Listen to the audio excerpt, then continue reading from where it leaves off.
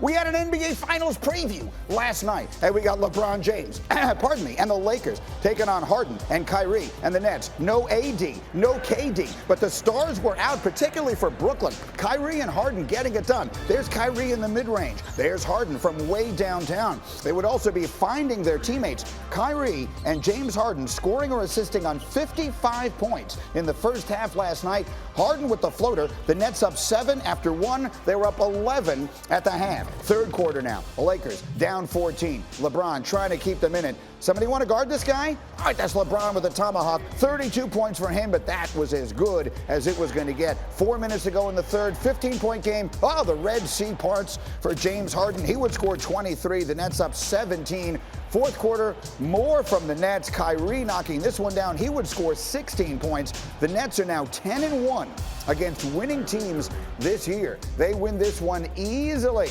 All right, Stars, let's talk.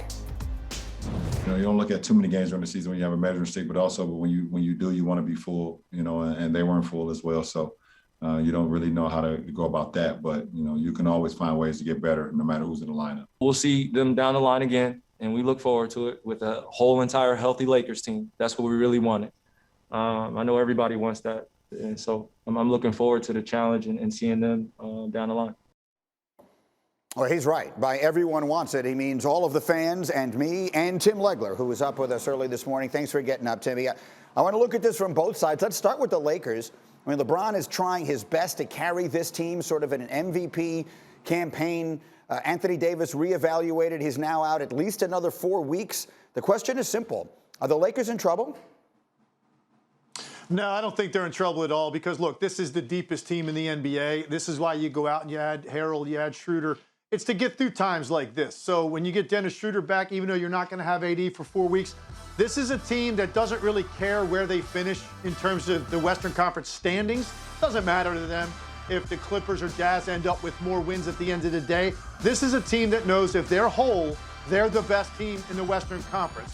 And I don't think it's really close. I think they're on a level completely to themselves. So I wouldn't worry about it too much not having AD. I think the key is getting him back and keeping him back, because I think this is a concern right now. When you look at a guy that had an injury, missed some time, came back and said he felt great before the game, plays 14 minutes and goes out and it's worse than it was before.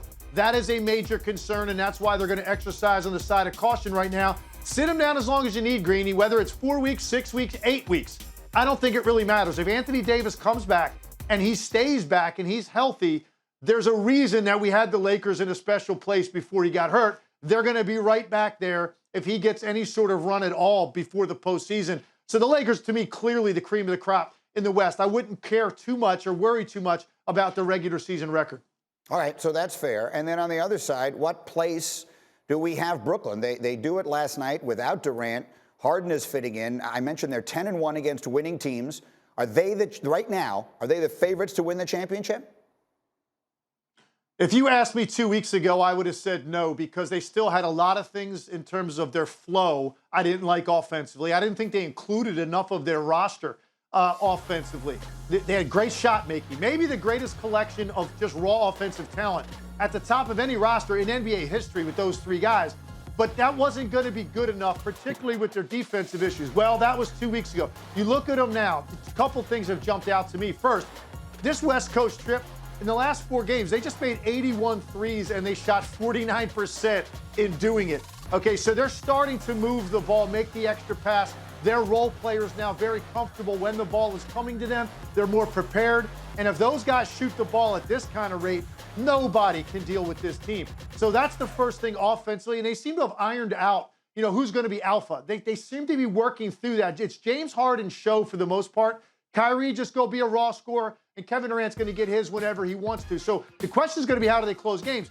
Defensively, I've seen much greater effort. They just seem to care more. They're helping each other more. They're more active on that end of the floor. So when they play with that kind of effort on the defensive end of the floor, you can't tell me any of these teams in the East can match up with the Brooklyn Nets, and maybe nobody in the league. But I won't be able to make that assessment in terms of the Lakers until I see them play them with Anthony Davis. It's that, so he's that big of a difference maker on both ends. I need to see these teams at full strength. That's why last night was frustrating for an analyst like myself. I'm using it as a barometer, and there's too many guys not there. But clearly, the Brooklyn Nets have something special going on right now that nobody in the East can really deal with, even the Bucks at full strength with Drew Holiday. Thank you for watching ESPN on YouTube. For live streaming sports and premium content, subscribe to ESPN+.